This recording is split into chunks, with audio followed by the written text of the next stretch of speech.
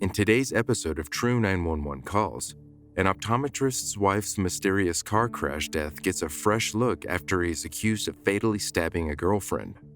A car repair shop is accused of fraud and intimidation. Police technology helps catch an attacker. And finally, a brave 12-year-old girl snaps pictures during an attempted break-in. Let's dive in. Around 1:30 a.m. on November 23, 2019, a suburban eye doctor, Anthony Prate, allegedly called 3 family members after stabbing his girlfriend, 48-year-old Malgorzata Margaret Daniel. After that, he calmly made his 911 call from outside her Schaumburg, Illinois house. My girlfriend and I had a fight. She stabbed me with a knife, and I stabbed her back, and I think she's gravely wounded. Okay, And I'm going to get our police and paramedics on the way. Is she still inside right now? Yes, we're both inside. Okay, hang on just a second, please. Do you still have the knife in your hand, sir? It's on the floor. Okay. She's not breathing. I don't know what I should do. Okay, sir, I want you to just stay on the phone with me. I'm letting my officers know. Where is the knife that she had? It's on the floor. Okay, do you We're feel... both fighting with the same knife. Okay, do you feel safe enough to go back inside to check on her at this point? Yeah. Okay, is there anybody else inside the house? Is it just you and her, and Yes. that's it? Is that correct? Yes. Okay, I'm back inside. Okay, I want you to tell me if she's awake. She's not. Okay, stay on the phone with me here, sir. She doesn't look good. I don't know what I should do for her. Okay, we're gonna walk through this and try to help her until the police and paramedics get there. Okay, just stay on the phone with me here. How old is she, sir? 48. Okay, hang on just a second here. Should I do CPR? Should I try CPR? Okay, so we're going to walk through this. Hang on just a moment here with me. Is she breathing? I do not think so. Okay. There's a lot of blood. Okay. Is she breathing? I don't think so. Should I do CPR? Okay. Okay, hang on just a... Okay, I want you to stay on the phone here. So we're good. I've got injuries to my hands and my arms, but I could do CPR. Should I? Okay, sir, I want you. Okay, sir, listen to me. We have the police and paramedics, like I said, on the way to help you. I want you to stay on the phone with me. Hang on just a moment here. We're going to start CPR, but I'm letting my police and paramedics know. Just stay on the phone here with me, okay? Daniel lived at the 300th block of Arbor Glen Boulevard with her 2 adult children. She was a nurse anesthetist at St. Alexius Medical Center in Hoffman Estates. When authorities arrived, the mother was dead inside. The 48-year-old was found lying on her back in the kitchen with a knife in her right hand. She was still bleeding but was not breathing and had no pulse. Officers unsuccessfully tried to resuscitate her with CPR and requested that Schaumburg paramedics be expedited to the scene. Sadly, Margaret Daniel was pronounced dead on arrival.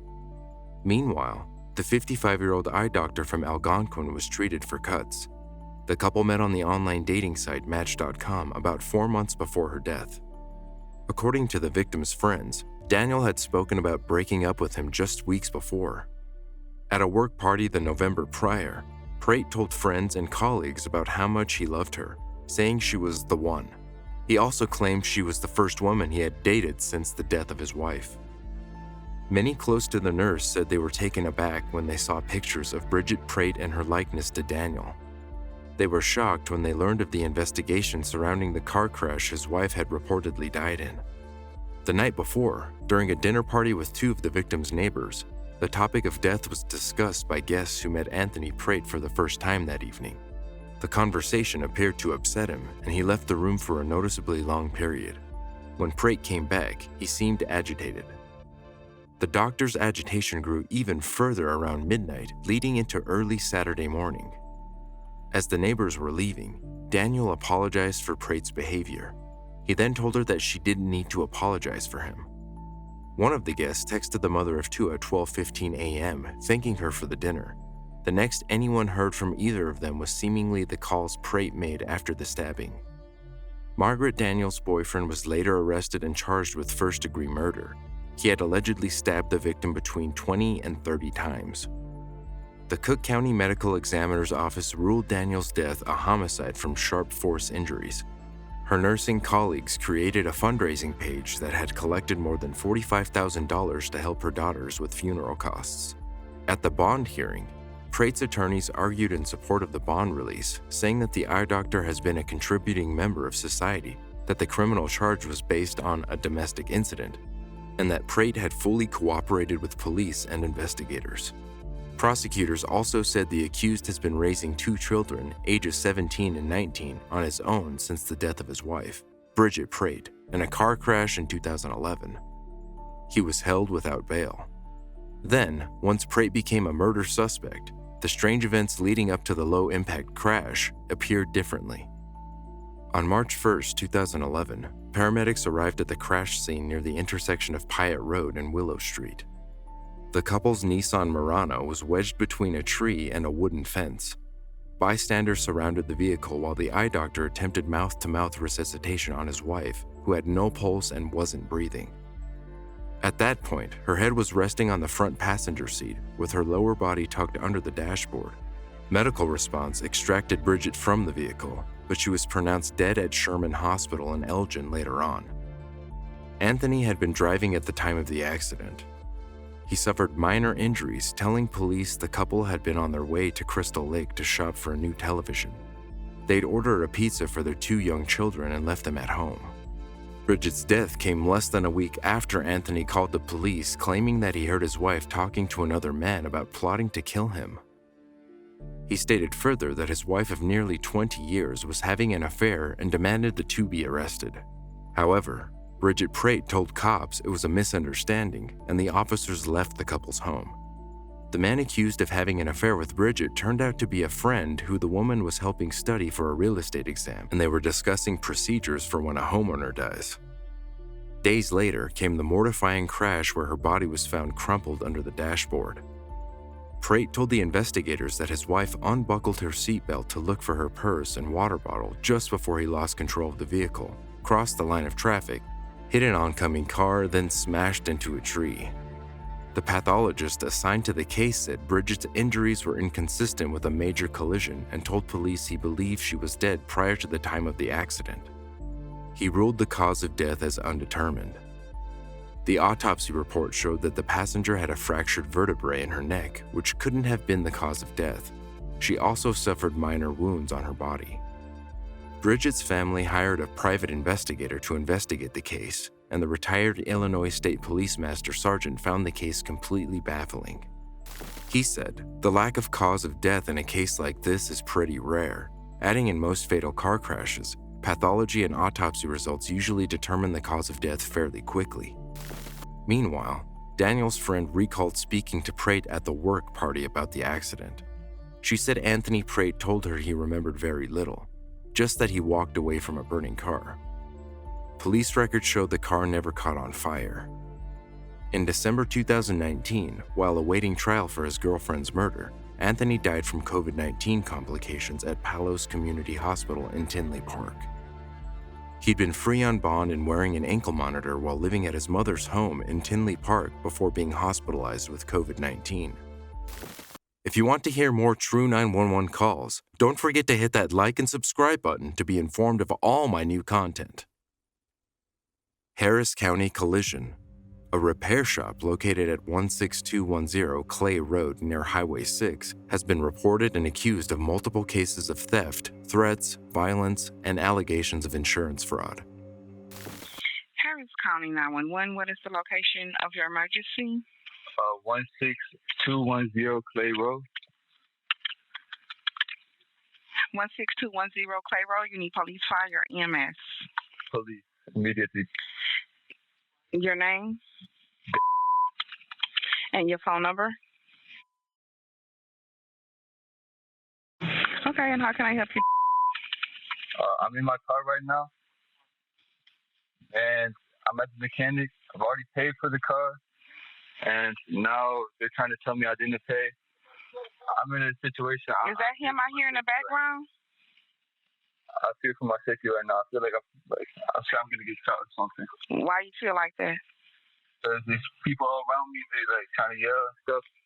Okay. Trying to take my car. Is that him? In my name? Is that him I hear in the background? Yeah, that's him.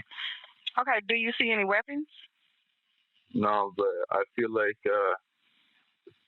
I'm concerned for my safety right now.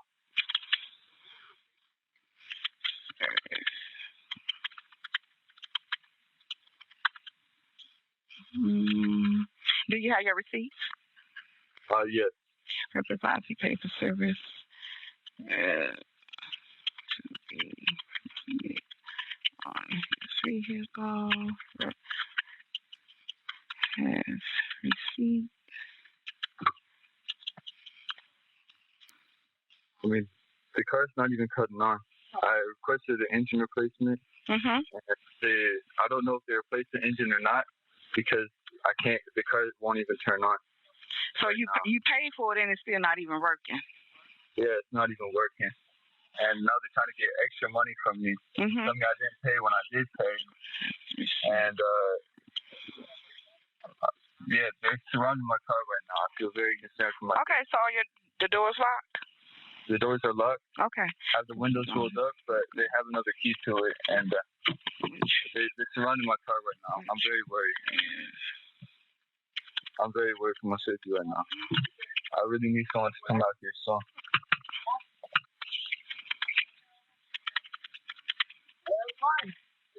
Is that him tapping on your window? Yes. Okay. Background. What's the name of the business?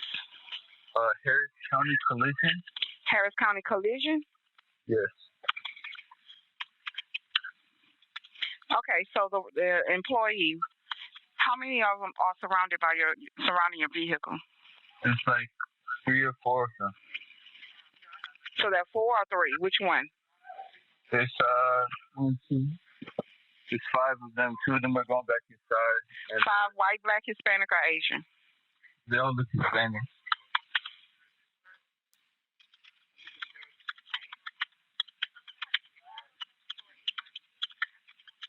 Even if the car's not working, even if it didn't fix it, I'd rather just like get out of here right now.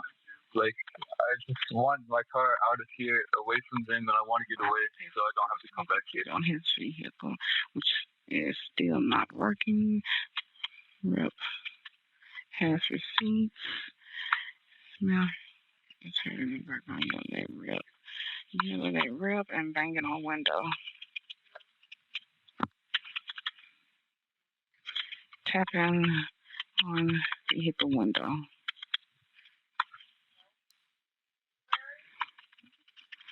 Okay, do you have any COVID symptoms? Okay, where are they now? I've already put the call in, okay? I'm just adding to it. Okay, yeah. I think they went back inside. I don't see them anymore. Okay, so the vehicle, give me the color, make, and model. It's it's 2011. What color is it? White. White. Yeah. Does it have a license plate or a temp tag? Yeah, it has a temporary paper tag. Do you know the number? If not, that's fine. The license plate number? Yeah. I have it on my phone. Let me see really quick. Give me 1 second.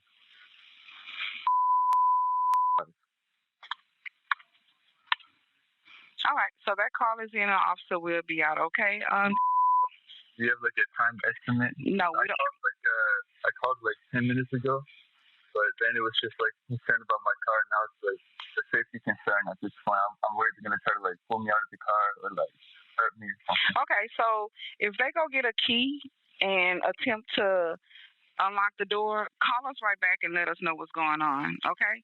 I've already put all the information in, everything that you told me about as far as you feeling unsafe, you know, and so on or whatever. But if they get to the point where they're trying to, you know, force their way inside the vehicle, or they go get the spare key to open the door to cause you any type of harm, you call us back immediately. Don't wait till it's done. You call us before they do it. He's coming back over here now. He's trying to talk to me. Who is he? The owner is Octavio Castellanos. I know his name. What is he doing? He's like yelling through the window. I can't understand what he's saying. What did he say? I can't hear him. He has a phone and a light. I don't see any weapons or anything, but he's walking away now. Yeah, he probably know you're on the phone with the police. Yeah. Okay. They're coming back over here now. This guy has the key to my car. I think he's about to try to Do you see the key? Yeah. What's going on? This is my car. I need y'all to leave me alone, please. I need y'all to leave me alone, please. This is my car. We both agreed that this is the car. Has he just opened the door? They opened the door, yes. Okay, he opened the door, and that's Octavia, the manager? Yes, that's Octavio. No, it's not Octavio. I'm not the manager, actually. It's the owner. You don't know my name, buddy, so don't call these people lies. I'm actually Ivan, homie. You want to know? He's telling me his name's Ivan right now. I was told he's Octavio. He said, is it Octavia or Ivan? Going into my car, they're ripping out something. They're playing out? No, you haven't paid your bill, so we have to call from the other line. I have you on video saying that I paid. I have you on video. You have me on video that you paid? Yes. I actually have you on camera, sir. I have you on video agreeing that I paid. So we can move the car. Please step away from me. I'm concerned for my safety right now. Then step away. Then get off my property if you're concerned for your safety, sir. This is my property. This car is my property. This is not your property. This is my property, actually. Stay away from me. This is my business. Please stay away from me. So we've already called the cops. You need to move. Please stay away from me. Move the car so the guy can back out. Man, what can I do right now? You can't do anything. It's a civil matter. Okay, so there's an officer en route to you now, okay? Okay. What do you want me to do right now? You ain't doing nothing. Just wait on the officer. Do you have your receipt with you? It's at my house. I have a picture of it with me. So you do have a copy of the receipt? Yes. Okay. All right. So once the officer gets there, explain to the officer everything that's going on, okay? But like I said, there is an officer en route to you right now. Okay. All right. Bye. Bye. In 2021 alone, there were 58 calls to 911 from the business, an increase from the 48 calls for service the year before. Records show 67 calls to 911 were made from the shop in 2019. These records paint a picture of something sinister. In December 2019, the man running the shop, Octavio Jonathan Castellanos, allegedly fired a semi-automatic rifle in the parking lot across Clay Road, right outside the business premises. He was charged with aggravated assault with a deadly weapon for the shootout, but the charges were dismissed in a plea deal related to another case. Multiple customers reached out to KPRC2 complaining of what they say is fraud. Travis Poston shared his experience with Harris County Collision. Something needs to be done, period. Poston's dealings with the repair shop were not violent. However, they were extortionate and possibly illegal. I think it's organized crime at its finest. Poston had minor damage to his bumper from his hit-and-run accident. Days later, after filing a police report and an insurance claim, he got a call from his insurance company with instructions to take his car to Harris County Collision.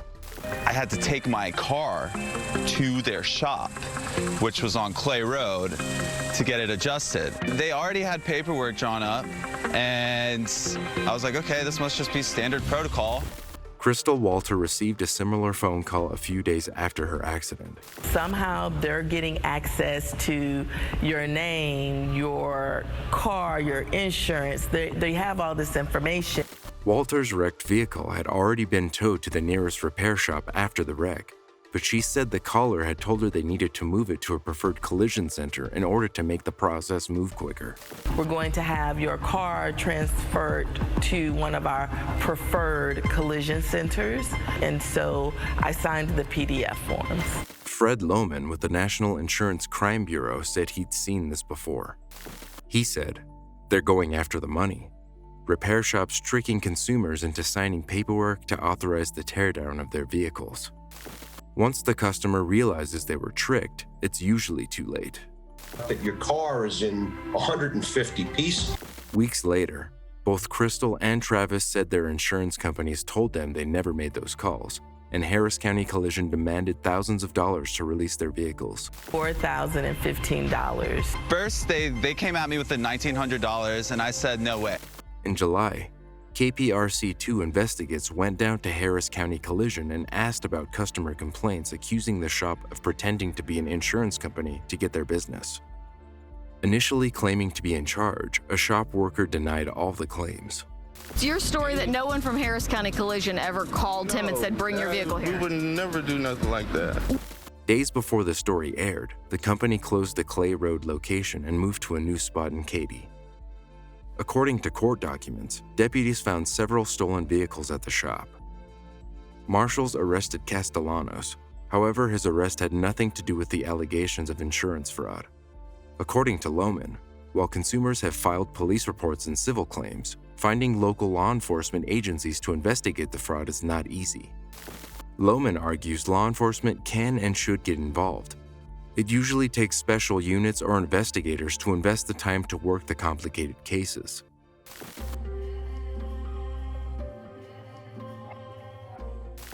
In January of 2008, a 911 dispatch center in Detroit, Michigan received a terrifying call from a cell phone somewhere in the city.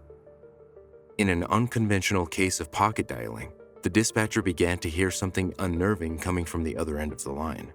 The police started using high technology to triangulate the vehicle's location from the cell phone tower.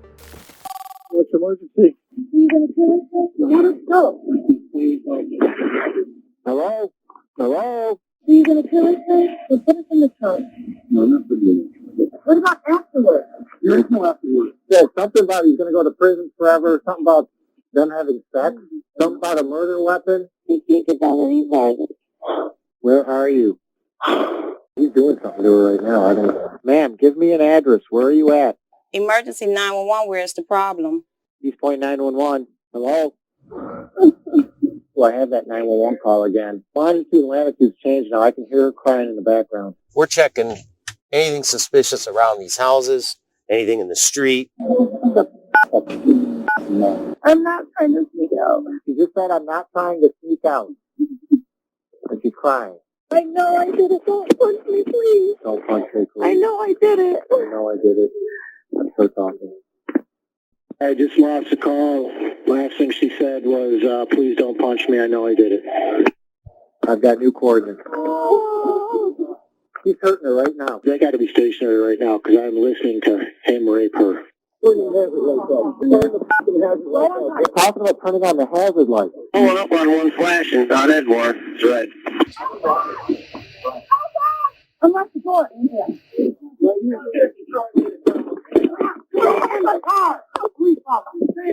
Alright, I think we've got this situation under control. A desperate call for help came in, but the victim couldn't tell the emergency dispatch what was happening. When the dispatcher answered the line, there was no one there. Luckily, he could hear that the caller was in trouble at the other end. One of the kidnapped women managed to secretly dial for help without catching the suspect's attention. She kept her cell phone hidden in a pocket to hide that she had attempted to contact emergency services. The victim dropped subtle clues to the dispatcher about what was happening by having a conversation with the suspect. In a race to help the women, the dispatcher who received the call was able to make a note of the longitude and latitude that the call was being received from before passing the information along to their lieutenant. The woman lost her cell phone signal but tried calling for help again. Their 911 call was sent to Detroit Police Dispatch. The dispatcher was able to trace the call, and it showed it was coming from Pinewood Street near Hoyt in the city of Detroit. He worked frantically to relay as many details as was possible to nearby units, listening intently for anything that could end up saving the abducted women. Detroit and East Point dispatchers navigated their crews around the streets. All the officers in the field had vicinity and a description of the suspect's car. Minutes later, the final and most disturbing 911 call came in. Not only did these quick-thinking women secretly dial for emergency services, but one of them also managed to switch on the car's hazard lights. Police officers arrived at the scene and took the suspected attacker, a man by the name of Derek Smith, immediately into custody. There was a brief scuffle as the kidnapper was put into cuffs. According to police records, Smith had apparently only just gotten out of prison just a few months before, after serving a prison sentence for sexual assault. The kidnapped and attacked women are sisters who met the suspect at a nightclub. The attacker has remained in prison and could be released anywhere from 2036 to 2085.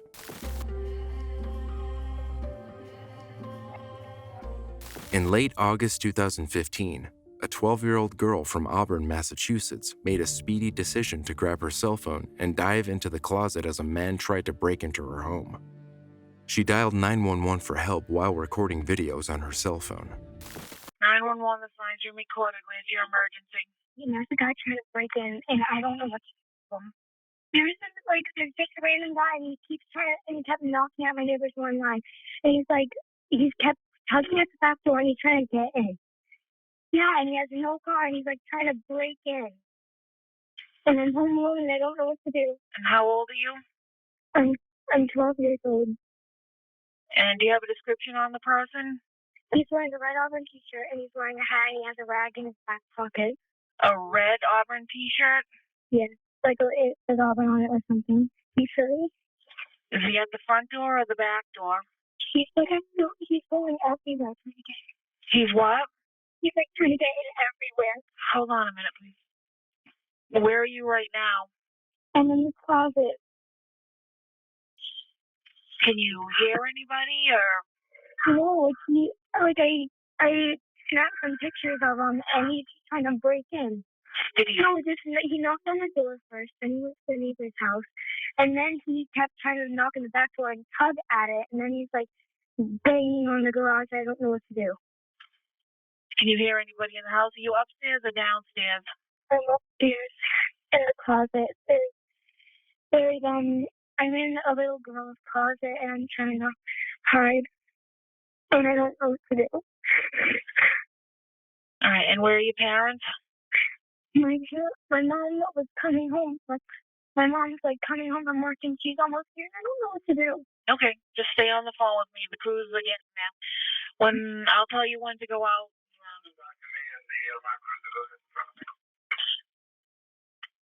So you already called your mother? No, I don't know what to do first. Should I call her? No, you can stay on the phone with me. The girl was home alone when the man kept knocking at her neighbor's door and hers, pulling at the back doors trying to get in. Before she hid in the closet, she took these videos and this photo. While she gave the dispatcher clear information, the 911 dispatcher rapidly organized a response. It only took 2 minutes from the call for the police to arrive. As a result of the 12-year-old's excellent description, the suspect was apprehended only a short distance away. He was identified as 53-year-old Clinton Joyce. He first claimed that he was in the area looking for a glass of water, telling police it doesn't look good. The Worcester man had committed or tried to commit a few housebreaks in late August 2015. Investigators tied Joyce to 2 other housebreaks in Grafton. He had stolen jewelry from a woman's home, but the homeowner spotted him as he left. She notified authorities when she saw the intruder's photo on the Auburn Police Department's Facebook page after the incident. Joyce pleaded guilty to attempting to commit a crime, possession of burglarious tools, breaking and entering, larceny, and receiving stolen property charges. He was sentenced to serve 6 to 8 years in prison on the breaking and entering and possession of burglarious tools charges. Additionally, he was sentenced to serve 4 to 5 years on the remaining charges, but the 2 sentences will run concurrently. Don't forget to like this video if you found it interesting, and subscribe to join us in the next episode of True 911.